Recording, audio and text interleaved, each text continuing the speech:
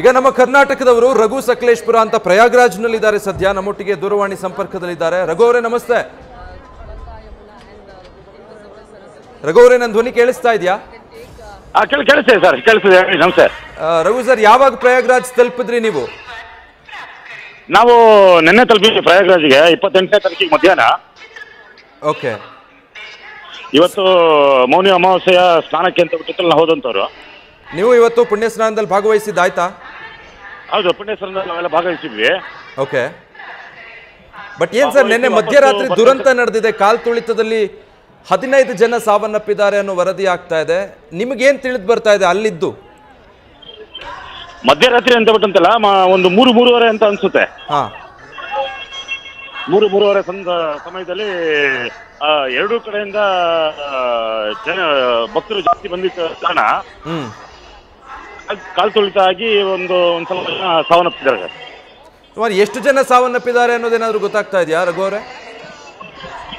ಅಲ್ಲಿ ತಿಳಿದಂತ ಸಂದರ್ಭದಲ್ಲಿ 12 ಜನ ಅಂತ ಬಿಟ್ಟು ಹೇಳಿದ್ರು. ಓಕೆ. 12 ಜನ ಅಂತ ಬಿಟ್ಟಿದ್ರೆ ರೀತಿಯಲ್ಲಿ ಎಲ್ಲ ವ್ಯವಸ್ಥೆಗಳನ್ನ ಮಾಡಿದ್ದಾರೆ. ಮತ್ತೆ ನಿನ್ನೆ ಮೊನ್ನೆ ನಡೆದಂತ ಎಲ್ಲಾ ಸ್ಥಾನಗಳಲ್ಲೂ ಲಕ್ಷಾಂತರ ಜನ, ಕೋಟ್ಯಾಂತರ ಜನ ಭಾಗವಹಿಸಿದ್ದಾರೆ. ಇವತ್ತು ಕೋಟ್ಯಾಂತರ ಜನ ಸ್ನಾನದಲ್ಲಿ ಮುಂದೆದ್ದಿದ್ದಾರೆ. ಅದಾದ ನಂತರ ತಕ್ಷಣಕ್ಕೆ ಅಲ್ಲಿ ತ್ರಿವೇಣಿ ಸಂಗಮದಲ್ಲಿ ಸ್ನಾನ ಮಾಡಕ್ಕೆ ಬಿಡ್ತಾರೆ, ಗಂಗಾ ತಟದಲ್ಲಿ ಸ್ನಾನ ಮಾಡೋದಕ್ಕೆ ಹೊತ್ತಲ್ಲಿ ಅವಕಾಶವನ್ನ ತಕ್ಷಣಕ್ಕೆ ಮಾಡ್ಕೊಟ್ಟಿದ್ದಾರೆ. ಹೀಗಾಗಿ ವ್ಯವಸ್ಥೆಯಲ್ಲಿ ಏನು ತೊಂದರೆ ಇಲ್ಲ, ಆದ್ರೆ ಇದೊಂದು ಸಂಖ್ಯೆ ಜಾಸ್ತಿ ಆಗಿರೋ ಕಾರಣಕ್ಕೆ ಇವತ್ತು ಕಾಲ್ ತುಳಿತ ಆಗಿದೆ ಅಂತ ನನ್ನ ಅಭಿಪ್ರಾಯ. ಓಕೆ. ನೀವು ಯಾವ ಸೆಕ್ಟರ್ ಅಲ್ಲಿ ಇದ್ದೀರಿ ಸರ್? ಈ ದುರಂತ ಏನ್ ನಡೀತು ಅದಕ್ಕೆ ಸಮೀಪದಲ್ಲೇ ಇದ್ರ ನೀವೇ? ಹೌದೌದು, ನಾವು ಸಮೀಪದಲ್ಲೇ ಇದ್ವಿ. ನಾವು ಸ್ನಾನ ಮುಗಿಸ್ಕೊಂಡು ವಾಪಸ್ ಬರ್ತಾ ಇರ್ಬೇಕಾದ್ರೆ ಆದಂತ ಘಟನೆ ಅದು. ನೀವು ನೋಡಿದ್ರ, ಪ್ರತ್ಯಕ್ಷವಾಗಿ ಸಾಕ್ಷಿ ಆದ್ರ ಆ ಘಟನೆಗೆ?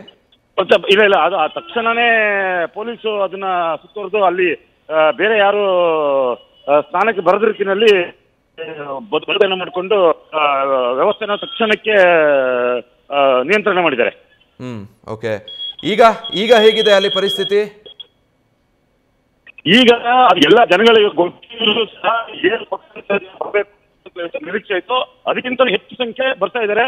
ಎಷ್ಟು ಜನ ಹೊರಗಡೆ ಹೋಗ್ತಾ ಇದಾರೋ ಅಷ್ಟೇ ಜನ ಪುಣ್ಯ ಸ್ನಾನ ಮಾಡೋದಕ್ಕೋಸ್ಕರ ಬರ್ತಿರ್ತಕ್ಕಂಥದ್ದು ಮಹಾಕುಂಭಮೇಳದ ಒಂದು ವಿಶೇಷ ಅಂತ ಹೇಳ್ಬೋದು.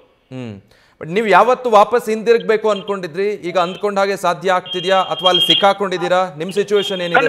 ಖಂಡಿತ ಇಲ್ಲ, ಅದಕ್ಕೆ ಈಗ ನಾವು ಅದಕ್ಕೆ ಎಲ್ಲ ಬರುವಂತ ಭಕ್ತರುಗಳಿಗೆ ನಾವು ಹೇಳೋದು ಏನಂತ ಬಿಟ್ಟು ಹೇಳಿದ್ರೆ, ನಿಮ್ಮ ಸ್ನಾನ ಮತ್ತೆ ನಿಮ್ಮ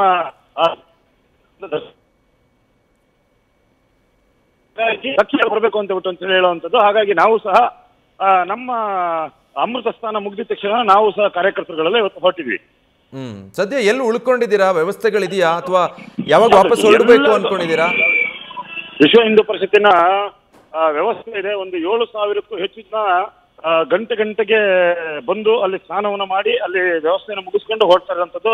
ದಿನನಿತ್ಯ ಅಲ್ಲೇ ಊಟದ ವ್ಯವಸ್ಥೆ, ಎಲ್ಲರಿಗೂ ಉಳಿಯೋದಕ್ಕೆ ವ್ಯವಸ್ಥೆ, ಏನು ಚಳಿಗೆ ಬೇಕಾದಂತಹ ಎಲ್ಲ ವ್ಯವಸ್ಥೆಯನ್ನ ಇವತ್ತು ವಿಶ್ವ ಹಿಂದೂ ಪರಿಷತ್ ಮಾಡಿದೆ. ಅದರಲ್ಲಿ ದಿನನಿತ್ಯ ಲಕ್ಷಾಂತರ ಜನ ಉಳಿತಾ ಇದ್ದಾರೆ.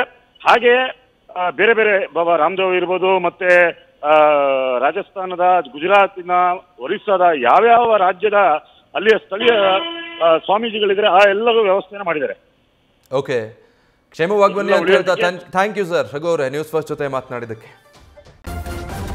ನ್ಯೂಸ್ ಫಸ್ಟ್ ನಿರ್ಭೀತಿಯಿಂದ ನಿಮ್ಮ ಪರವಾಗಿ.